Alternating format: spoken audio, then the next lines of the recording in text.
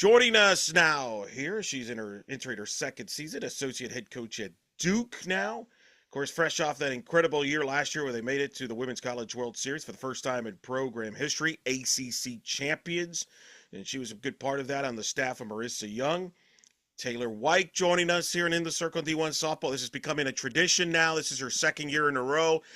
It worked out so well last year with the great year we decided we can't, we're going to just keep doing this, right? Yeah, appreciate you having me, Eric.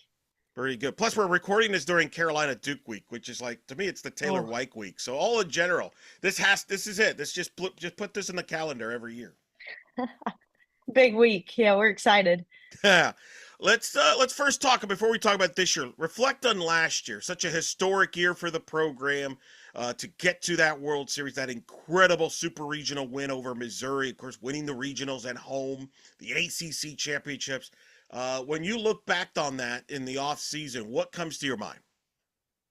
I think it was just awesome to see. I know, Coach Young started the program about 10 years ago. And so 2018 being the first season, I was a senior in college. And so to see her vision of what she said the program could be really come to life was an awesome thing to be part of. Because I remember her starting the program after my freshman year and hearing what she had in mind. And when I walked into Duke last August, I guess it was, there's a road to the Women's College World Series sign in our team room, and every day we talked about it and what it takes to get there. And so it was special. I mean, my entire life I had a goal to win an ACC championship, and obviously as a player wasn't lucky enough to experience that. And so to experience that with the group we had, alongside some of my closest friends in coaching with Coach Young and Coach Liv and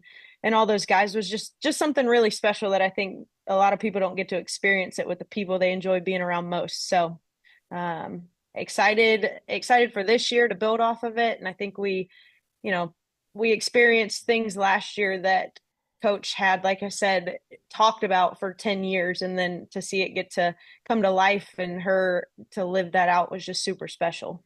I know when we spoke a year ago, you felt really good about this team that it could get there and accomplish the Mm-hmm. goals that you ended up accomplishing it.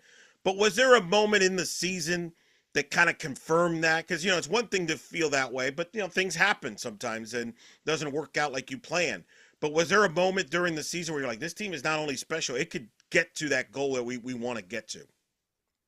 Yeah, I think there were multiple times last year where we knew that team was special.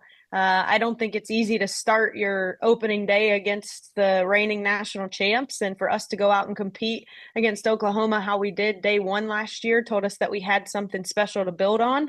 Um, and then, to go into Tallahassee and win two of three was something the program had never done. That was another milestone that we really talked about a lot, of playing in difficult places to win, and that's one of them.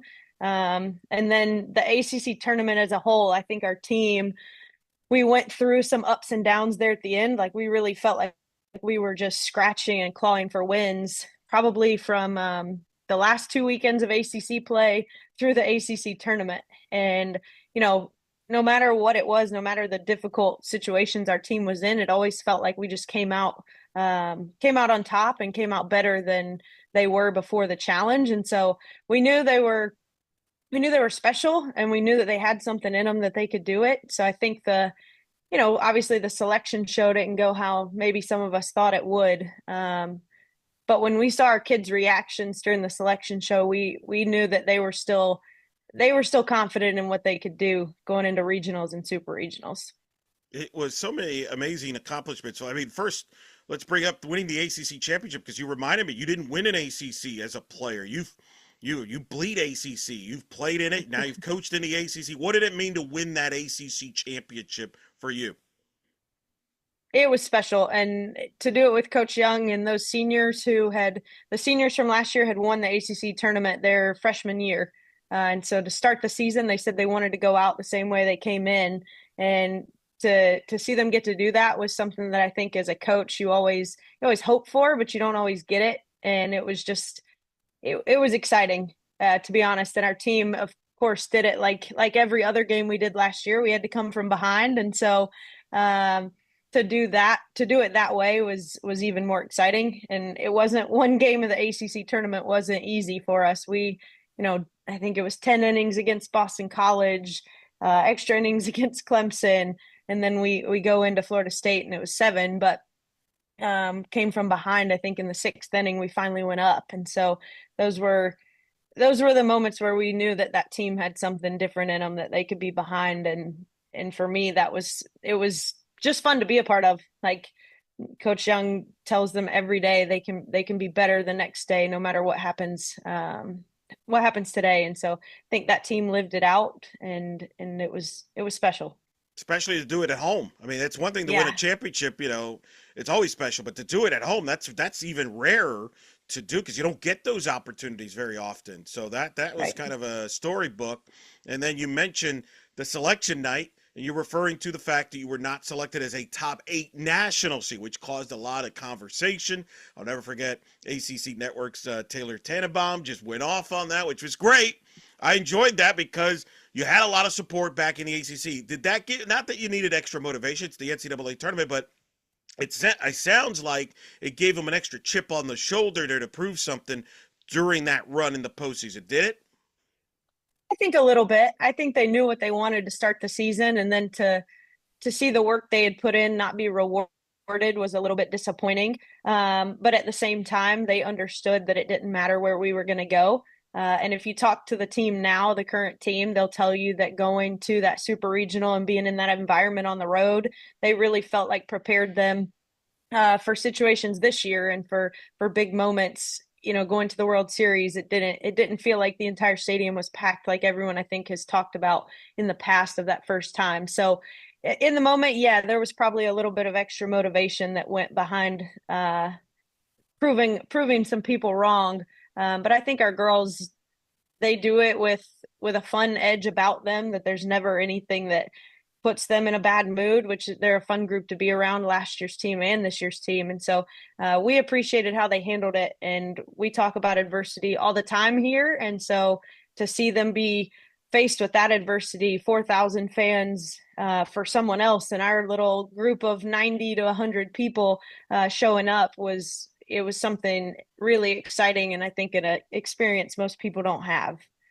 You get that win, that dramatic game 3 to get to that World Series. What was that moment like when you realized you're going to Oklahoma City? It was a little bit of relief in the moment. I think the game was, 9 innings, we go up 4, and then for the game to be tied, Missouri had a really good team last year, and I think, two super evenly matched teams, and they had no quit in them either. And so when the last out was recorded with the tying run on first, I think there was a moment of relief of finally, like, we did it, right? And the girls from previous teams probably felt that even more than myself and those of us that have been there for a year, because you get to super regionals twice.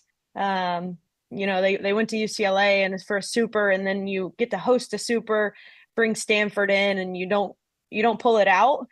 To be able to finally get over that hump was something that I think they would tell you took a little bit of a weight off their shoulders. As a program, what do you take from that experience in Oklahoma City? It's a cool experience, right? A moment you won't forget. But like you said, you wish you would have done a little bit better at the World Series. You're hoping to get back. What do you take from that experience that you think will help the program moving forward to get back there? Yeah, we've talked a lot this fall about last year and how we do a really good job of having routines and how we go about things here. But when you go to the World Series, routines are a little bit out the window because there's more media involved. There's less of a time of this is going to happen at this time, this is going to happen at that time. And it's more of we just have to show up and be ready to play. So we've started to implement a little more adversity on them we've reduced hit warm-ups days and said now it's time to scrimmage. We've not taken infield reps before some days, and now you have to go play live. So being able to change the environment a little bit more on them to make it to where it doesn't feel like we can still have routines, but just because something gets thrown off and it doesn't go perfectly, we can still play and we can still be competitive. So I'd say we learned that at the World Series. It was, the first 4 days you're there, like you don't play a game and you feel like you're going from 8 a.m. to 9 p.m. And so a moment for a lot of our girls to just understand how that works and be ready for it when it comes again. You return 11 players. You have seven newcomers, three transfers, four freshmen. How would you describe the identity of this group here? You've got a good core kind of back from last year that have that experience, but you got some new faces. You lost some great players through graduation that certainly left their mark in the program. So, how would you describe this year's team from an identity standpoint? I think this team is lighthearted and fun, and they enjoy each other as much or more than any team I've ever been a part of. I will. It's a Monday, and so I went to lift this morning at 7 a.m. and to walk in on a Monday morning and to feel like they're almost 3.5 weeks into preseason and they're still getting after it and their energy's up. I think that says a lot about them. And so this group's a little bit more. They're a little younger, which I think can be at times there's going to be learning moments. We know that, but there's also the aspect of they're excited and they're rejuvenated and ready to go out. I'll tell you this will be out before this comes out probably. So our team motto this year is actually elevate, and there's the A in the word is the number 8. Because this is team 8. And so their goal this year is that number one, they continue to elevate the program, but they elevate each other, they elevate themselves, and they hold each other to a standard higher than ever before. And so I think that word elevate really says what this team's about and what they want to do this season. That's a really good motto there. I like that a lot. Let's certainly talk about who are the leaders on this group. You've got a lot of returners, but who's the established leaders, if you have them, or maybe it's still evolving, and their style of leadership? Yeah, so we name captains each year. It's voted on by the team and support staff and coaches. It's done in a different way than some people do. So they actually go through a series of questions that are asked of, best teammate, best this, a lot of different questions that check different boxes of what a leader would be. Um, and we come out with 3 in the end. So our captain, who was unanimous overall, was Jada Baker. Um, she's a lead by example kid. She's going to hold people accountable in the moment. Um, Jada is someone who works probably harder than anyone that I've ever coached, and is just really refreshing to be around in the way that she shows up to the field every day. Um, Another captain for us is Amina Vega. She is one of the most fun kids to coach that I think most people would enjoy being around, and I think you see it when she takes the field.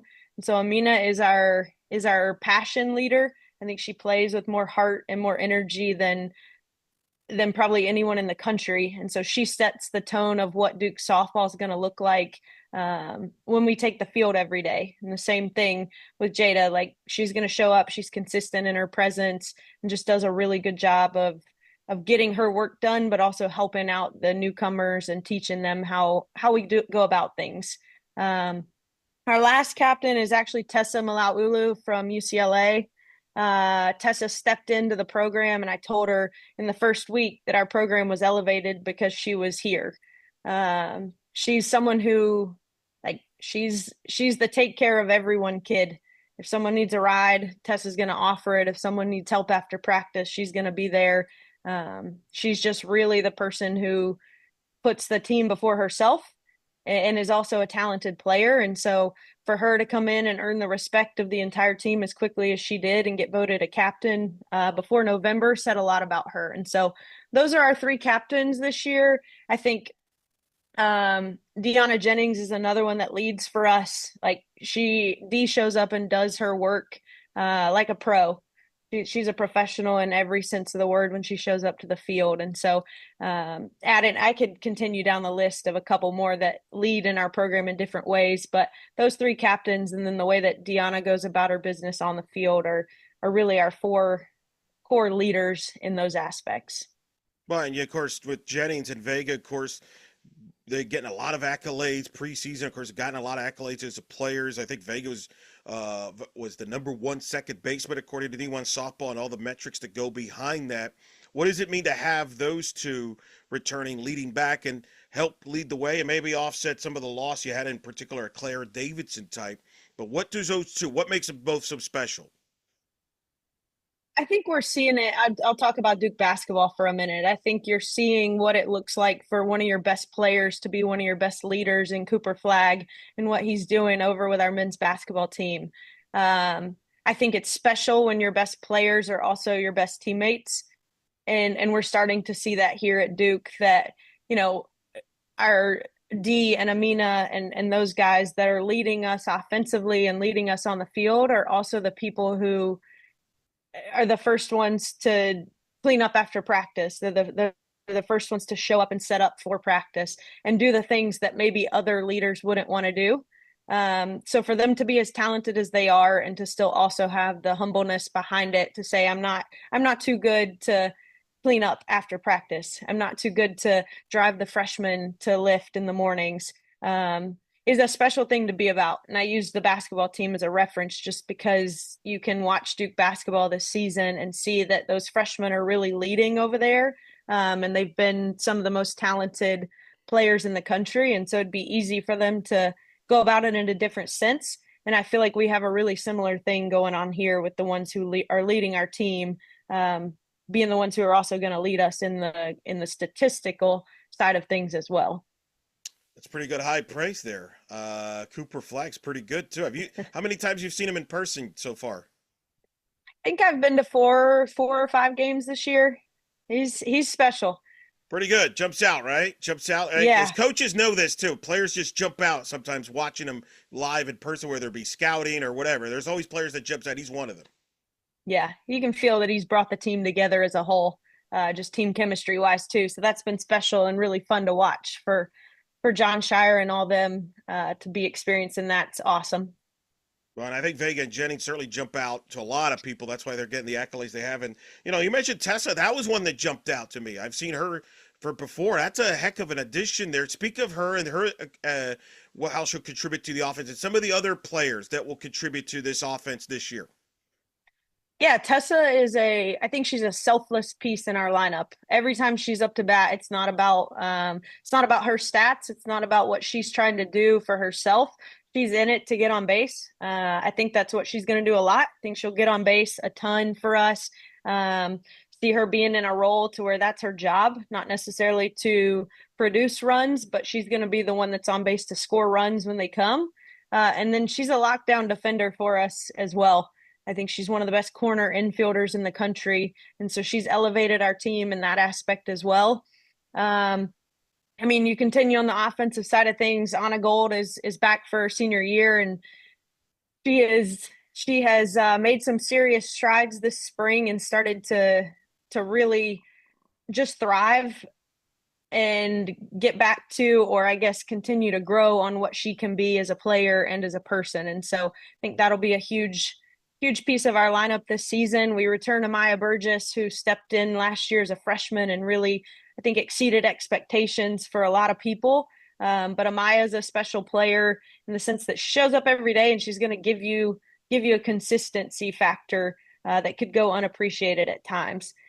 And then an addition for us will be Kyrie Rodriguez. It'll be quickly known that she's in the lineup, probably going to hit towards the top of our lineup for the beginning of the year. And Kyrie is going to be behind the plate, replacing Kelly Torres, and some big shoes to fill. But Kyrie has done a really good job of creating relationships with our pitchers, and just stepped up in a way that we've been really proud of recently. And so really happy for her. And then I guess continuing would be, we've got KK Mathis, who came from JMU, which adds the power that I felt like we were probably missing at some times last year. Just that other power aspect that we needed to produce runs. And then there's going to be some rotating pieces probably for us with some of our younger kids, figuring out who's the best fit for the dynamic of what our lineup's going to be. But those are our additions and some returners that I think will be special. And then Jada Baker has been our starting shortstop for the past 2 years. I think offensively has made probably the most strides in our order up to this point. And so I'm excited to see what she does this year and just seeing her continue to grow in her confidence aspect at the plate. Sounds like you feel pretty good about where you're at from a lineup standpoint and from a defensive standpoint. Even if you don't, you're gonna, like you mentioned, you're gonna have some positions where you're gonna be rotating and things like that. But you feel pretty good about the depth and the options you have from a versatility standpoint. Am I accurate on that? Yeah, for sure. I think we're in a good place right now of where we feel like we've built off of last year and those young ones who got to see last year and what it looks like and what it took to get to where we got to. They showed up this fall and the spring with a little bit higher attention to detail than they probably would have had they been on the field last year. And so I think there's an appreciation level for what that senior class that graduated did and how they went about their business. And so the ones who are now in the lineup, the new ones, they really they want to elevate and continue to hold the standard of what was set before them. In the circle, of course, you return Cassidy Curd, which is huge. You do lose Jayla Wright. That's going to be the question I think Coach Young will get a lot of. So you don't have to answer often to many questions about the pitching as he's going to have to this upcoming year. But how big is it to have Cassidy Curd back to anchor this pitching staff and develop some of the other arms you have in the meantime? I think it's huge. I think Cass, everyone knows, stepped up in a huge way in postseason last year, and she's one of the best under pressure that I've ever been around. The bigger the environment, the bigger she plays and the more she wants the ball. And so that's not something you can teach. Obviously, she has really good stuff. She's elite when it comes to what she does, but at the same time, the factor of give me the ball in her that she has, you can't teach that to someone. And so excited for the young ones to see her and just go about her business the way she does. I think her experience in postseason, obviously at Missouri with so many people against you in that moment was huge. And then she got to throw in both games out in Oklahoma City, and so she got to be on the field, and that's an experience you can't recreate unless you're there. And so I think she's going to be better this year because of those moments. And then we returned Danny Drogmuller, Sophie Garner McKinnon. Those guys are just continuing to get better, which is awesome. I think we obviously lose Jayla and then Lily Walker, who was a big piece for us last year. But I think the standard and expectations that the pitching staff has from previous seasons, that they're really rising to that, and they're starting to understand that they can compete and they can win at a really high level. So those two, along with some freshmen that will be in the circle a little bit to start. The pitching staff continues to get better, and Coach Young and Coach Parker do a really good job of just building off their strengths and continue and develop them throughout the fall and the spring. You mentioned the freshmen. Describe this freshman class that you have. They're super athletic. They're going to be, there's some of the pieces figuring out. I think freshmen are the ones that you never know exactly what it's going to be until they get on the field for the first time that opening weekend. So we're excited to see them compete. They did a great job this fall. We had gone through the fall and rotated a couple freshmen in and out of the starting lineup, and every time they went in, exceeded expectations of what we thought might happen. And they're not fazed by pressure. They thrive in it. And I think you'll see a couple of them, like I said, in and out of the lineup and in the circle opening weekend, which we're excited about. I think it's always good to have new faces and new excitement on the field early in the year, especially the team enjoys them. They're fun to be around. And so they've definitely brought some new life into the program. No doubt. And that's part of it, right? It's part of the future building there. And I'm sensing, too, not that people didn't want to come to Duke beforehand, but now with the success that Coach Young has built, especially that move to the World Series, it's even taken it to a different level. I mean, you got one of the best players to come over to transfer and sit out a year to be a part of Duke for next year. You got this freshman class. Have you noticed that as part of the success here over the last couple of years that your program has had, capped off by that World Series appearance? Yeah, I think people are starting to wonder what we're doing here and how Coach Young has been so successful so quickly. Like you said, Jess Oakland was a huge addition for us in the off season.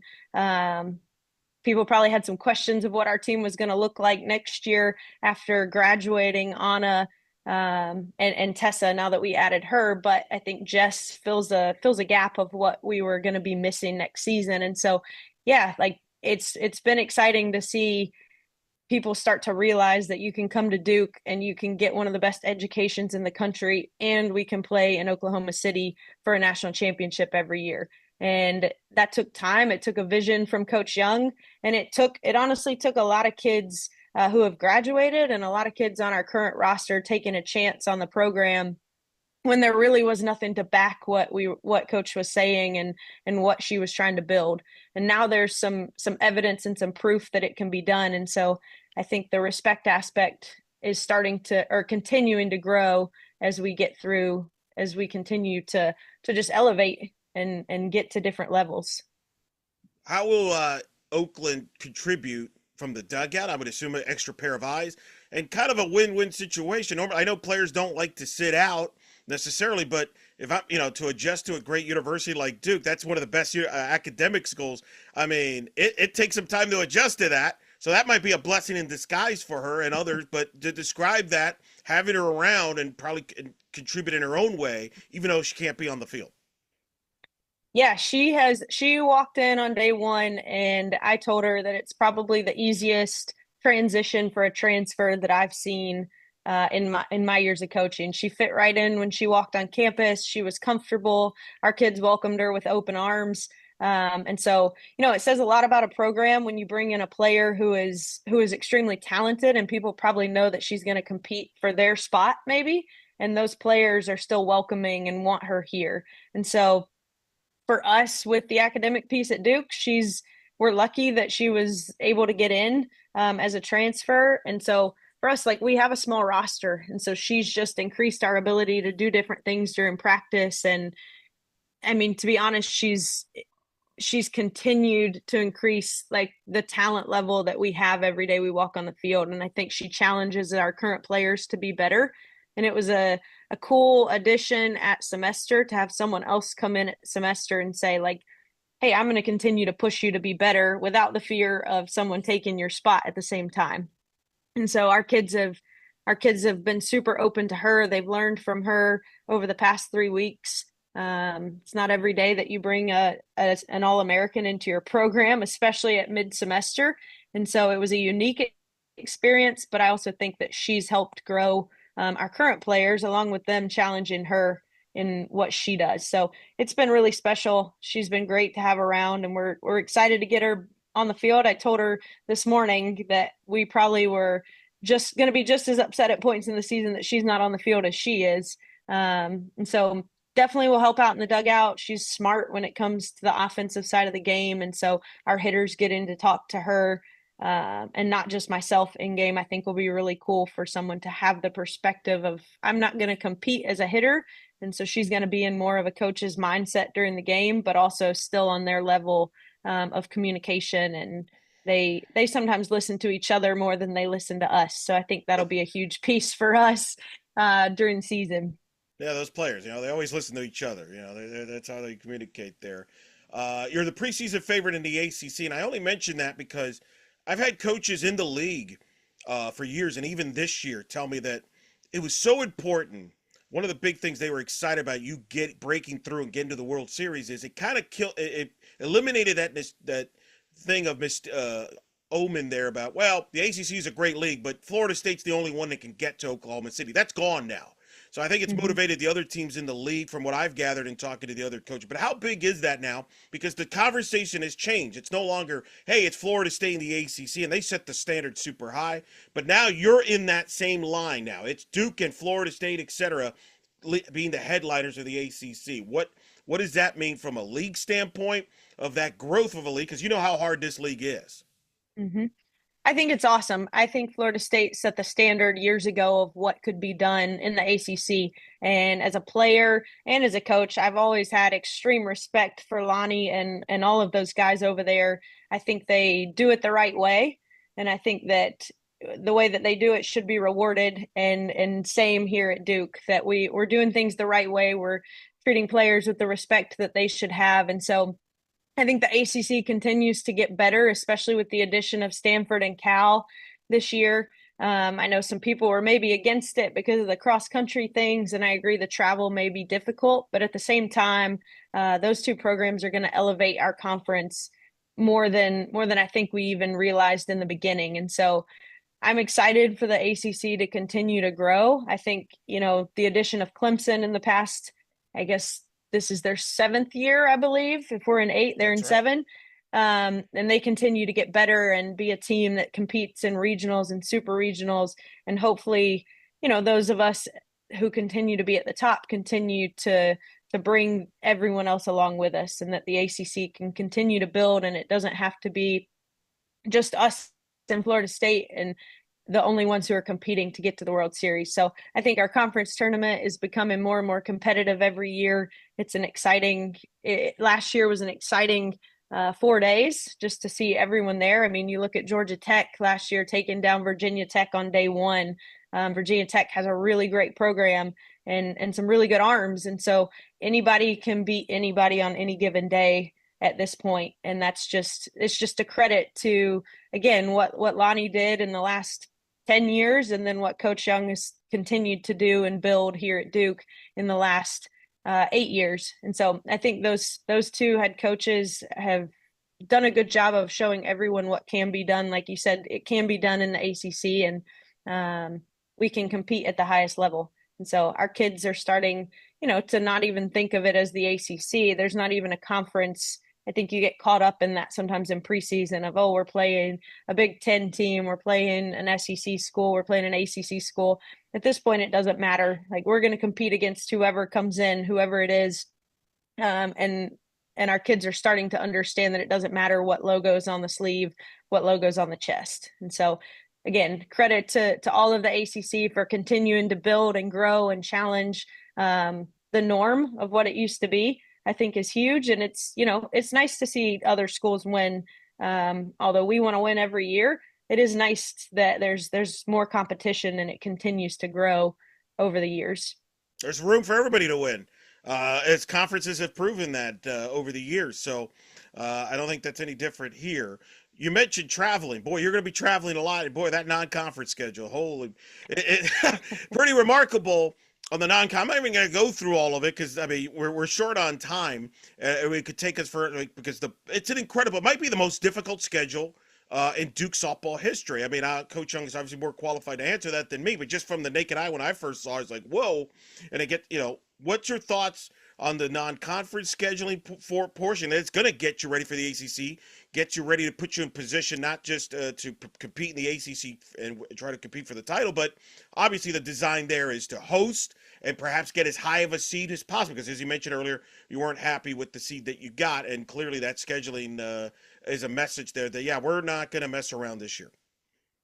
Yeah, I think the more difficult the preseason schedule is, the more prepared we're going to be, and we've talked about that a lot. I think last year's team going into super regionals had only lost 6 games, right? And so winning was expected, and it was almost anticipated at all times. And so this year we have challenged them to do the same thing, but at the same time understand that we want to schedule harder in preseason, and we want to face the elite of the elite arms so that our offense is ready come postseason to face anyone that we're going to see. It definitely was strategically planned to play a tougher schedule. I think we're excited to go out, like I said, and face a lot of the teams we're going to play in preseason. But at the same time, our kids know that our goal is, we talked about it last week, our goal is not to be our best in January. Our goal is to be our best at the end of May. And so for them, it's about how much can we continue to grow throughout the season. There may be bumps in the roads. There's going to be highs. There's going to be lows, but they've got to continue to stay on the path that by May, we're the best version of ourselves that we can be. And like you said, yeah, our preseason is going to be, I mean, we're on the road, Florida, California, come back home for a 3-game series against South Carolina. And then we start ACC play after that at Clemson. And then, oh, hey, we're not done. We're going to Tennessee for a midweek on Tuesday after that. And so our girls are excited for it. They were really excited for opening day to face Texas Tech. And, I think that is where we're at, is that they want to be challenged. They want to see where they're at. they want to compete against anyone on any day. And so we're excited for, again, opening day against Penn State and Mississippi State, and then just to continue to be challenged and fight to earn wins throughout the first month of season. It's the most stacked NFCA leadoff classics, which you're referring to, where you're going to start the season in Clearwater. It's been the most talked about tournament for a lot of reasons, but you're a big part of that. And that's what's changed now is you're a headliner now in a lot of times, and you're going to be circled in a lot of teams' schedule. Not that you weren't before, but now it's even more emphasized that. Is that something that you all as coaches talk to your players about being ready? Because you're going to get everybody's best shot. Yeah, we talked about it probably last week of who are the teams in the country that when they're on the schedule we talk about, and they listed off a list of 3 or 4 schools, and we talked about how that's us on everyone else's schedule now, and that's a respect factor that you can see it as a negative or a positive, however you want to see it. But at the end of the day, it's a respect factor that other teams have for you, whether they like you or not. It doesn't matter, they're still talking about you and they still respect what you're doing as a program. And so I think our kids know it. They've always known that we've had a target on our back. Even last year, I think people see Duke on the schedule and they want to beat us. But I think at the same time that keeps our kids in the mindset that they always have to be ready no matter who they're playing. Uh, you know, you get in those moments of season where it might seem like you've got a break, but at the same time, if you know that no one's gonna give you their C game, you're getting their A game every day. It makes our team say they know they have to be ready day in and day out. Should be a lot of fun. Look forward to it. What my last question for you is, when you get to Clearwater, you play some of the competition. What are some questions maybe you and as a staff are looking forward to finding out about this group that you will find out when you play other opponents here that will help define the season? I think we're working through, obviously, like you said, we lost Jayla and Lily, and so there's some questions of who on the pitching staff are gonna be the ones who really step up and handle the pressure situations. And like we said, you can't say that until they're in the moment. You just don't know those things. We know we have the tools and the pieces to do it, but who can handle the pressure in the big moments? I think from a offensive standpoint, it's going to be who steps up again, the same like we talked about in the big moments when we're down a run with runners on second and third, who are our clutch factors outside of those that we return that we know in those aspects. And so there's some unknowns for us in those areas, but at the same time, this team has been excited and they're fun to be around. They're really exciting to watch. And so our hope is that they continue to build on that when we go against someone else. You come watch us in a Friday or Saturday scrimmage against each other, they're talking crap to each other, they're letting each other have it day in and day out, and it's fun to be a part of. And so our hope is that transitions over into February 7th when we take the field. And so that'll be the question, is when adversity strikes, what's this team gonna be like, gonna look like? But I think you can't forget the aspect of what a lot of them went through last year with Coach Young's situation and everything that happened, is that they're built for tough times, and we know that about them. And so that's, again, it's something that you can't teach them. They have to go through those moments, and I think most of them have been through those, or at least they've heard about the experiences, that they know they're ready for anything hard that comes at them this year. Should be a lot of excitement this year. People will be following Duke softball all year long. They'll be traveling a lot, but then they'll be home in Durham before you know it, in one of the great cities in the United States, in Durham, North Carolina, home of some exciting softball, home of maybe the best minor league park, Durham Bulls. A shout out to them as I'm wearing the hat. Coach complimented my hat as soon as we walked in. She just stood out with the hat. There. How many times you been to a Durham Bulls game in your life?